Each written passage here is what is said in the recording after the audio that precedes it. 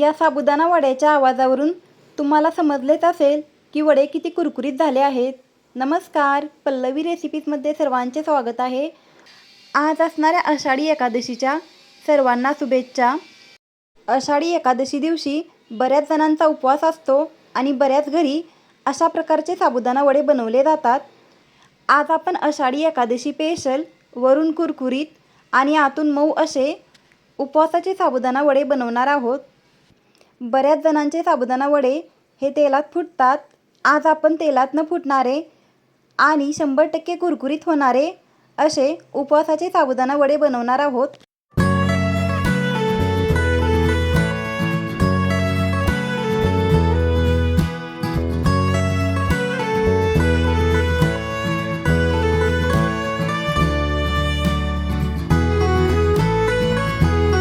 चला तर मग रेसिपीला सुरुवात करूया। साबुदाणा वडे बनवण्यासाठी इथे मी 2 बटाटे उकडून घेतलेले आहेत व त्याची साल काढून घेतली आणि नंतर आपल्याला हे बटाटे खिसणीने खिसून घ्यायचे आहेत व नंतर त्याच्यामध्ये आपल्याला भिजवलेला साबुदाणा घालायचा आहे। तर इथे मी सुरुवातीला वाटीने 2 वाटी साबुदाणा घातलेला होता व नंतर मी अजून अर्धी वाटी साबुदाणा त्याच्यामध्ये घातला। असा एकूण इथे मी 2.5 वाटी भिजवलेला साबुदाणा घेतलेला आहे व नंतर त्याच्यामध्ये आपल्याला अर्धी वाटी भाजलेले शेंगदाण्याचे कूट घालायचे आहे। 1 हिरवी मिरची कट करून घालायची आहे आणि नंतर त्याच्यात 1.5 चमचा मीठ घालायचे आहे।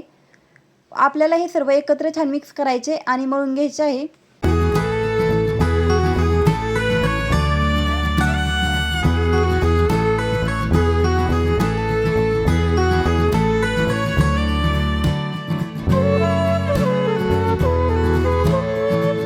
मळून झाल्यानंतर वरून थोडेसे तेल लावायचे व नंतर हाताला थोडे तेल लावून आपल्याला एक छोटा गोळा घ्यायचा आहे आणि त्याचा साबुदाणा वडा बनवायचा आहे।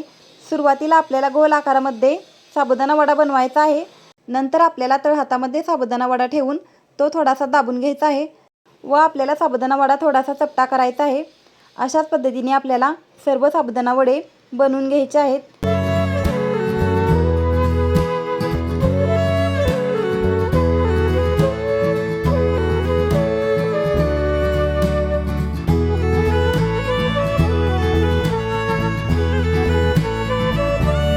तर इथे आपले सर्व साबुदाणा वडे बनवून झालेले आहेत।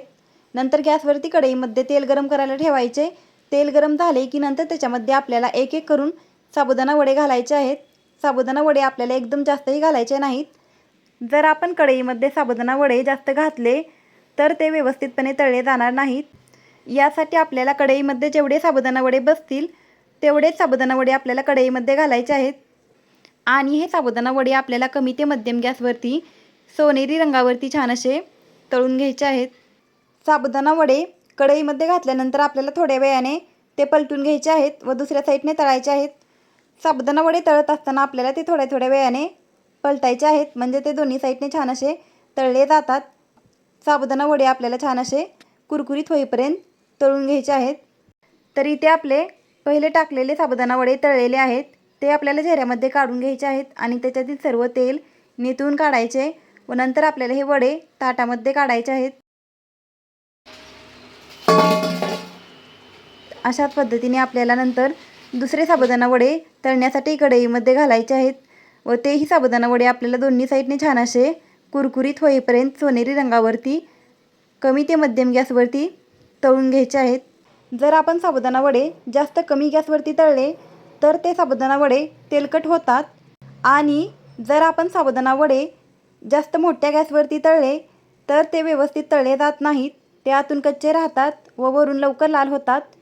यासाठी आपल्याला हे साबुदाणा वडे कमी ते मध्यम गॅसवरती छान असे कुरकुरीत होईपर्यंत सोनेरी रंगावरती तळून घ्यायचे आहेत। अशाच पद्धतीने आपल्याला राहिलेले सर्व साबुदाणा वडे तळून घ्यायचे आहेत।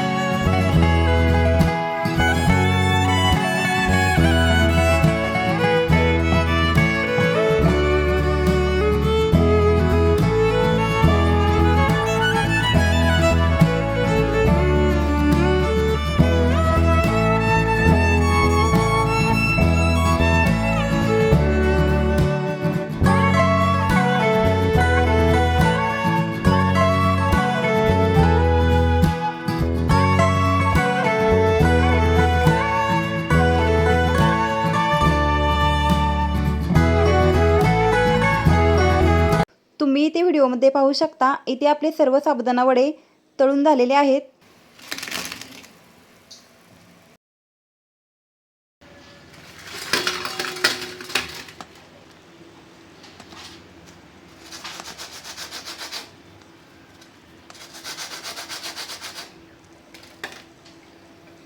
या साबुदाणा वड्याच्या आवाजावरूनच तुम्हाला समजलेले असेल साबुदाणा वडे किती कुरकुरीत झालेले आहेत।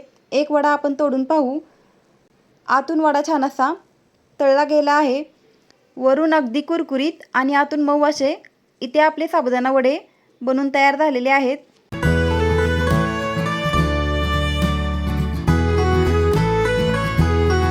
हे साबुदाणा वडे मी पहिल्यांदाच बनवलेले होते, तरीही हे साबुदाणा वडे अगदी परफेक्ट झाले होते।